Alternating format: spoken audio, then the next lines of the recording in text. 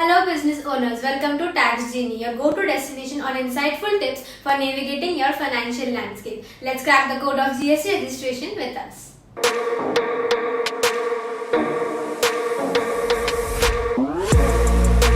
तो आज के इस वीडियो में हम डिस्कस करने वाले हैं about GST registration under regular scheme. So आपका सबसे पहला क्वेश्चन यही होगा कि हमें हमारे बिजनेस को जीएसटी में कब रजिस्ट्रेशन करवा लेना चाहिए। तो इस क्वेश्चन का बहुत सिंपल सा आंसर है, मैं आपको बता देती हूँ। गवर्नमेंट ने एक लिमिट सेट कर दी है on the basis of turnover. तो अगर आप सेल ऑफ सर्विसेज कर रहे हैं एंड आपका टर्नओवर 20 लाख के ऊपर जा रहा है, और अगर आप सेल ऑफ गुड्स कर रहे हैं आपका टर्नओवर 40 लाख के ऊपर जा रहा है, तो आपको जीएसटी में रजिस्ट्रेशन करवा लेना चाहिए। It is a mandatory process for every business owner.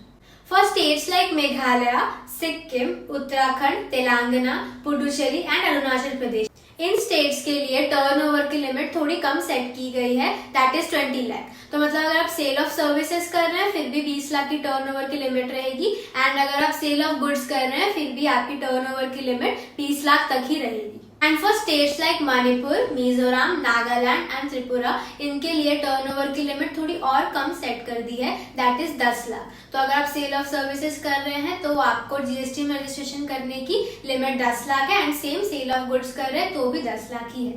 So turnover plays a vital role in determining your liability to register your business under GST. So under this scheme आपको GST returns regularly file करने होते हैं, जिसमें आपके cell invoices जाते हैं under GSTR 1, and आपने जितने भी परचेजेस किए हैं अपने बिजनेस के रिलेटेड आप उसका ITC क्लेम कर सकते हैं while filing your GSTR 3B। Then जो भी डिफरेंशियल अमाउंट बच जाता है वो आपकी टैक्स लाइबिलिटी बन जाती है, जिसको आपको गवर्नमेंट को पे करना होता है। तो इस सिचुएशन को हम आपको एक छोटी सी एग्जांपल से एक्सप्लेन कर देंगे ताकि आपको इजीली ये चीज अंडरस्टैंडेबल हो जाए।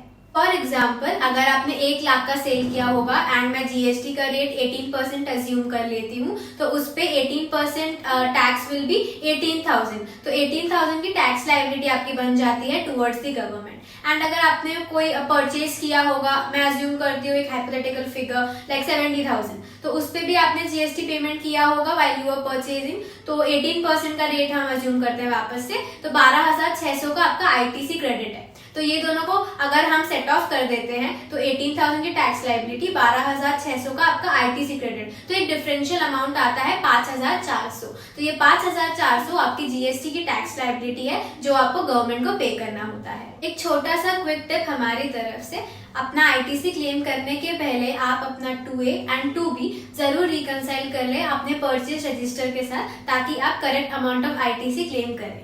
Thank you for watching this video till the end. ऐसे मोर इंसाइटफुल वीडियोस के लिए हमारे चैनल को सब्सक्राइब जरूर कर ले एंड बेल आइकन को प्रेस कर दे ताकि you don't miss on any new update from us.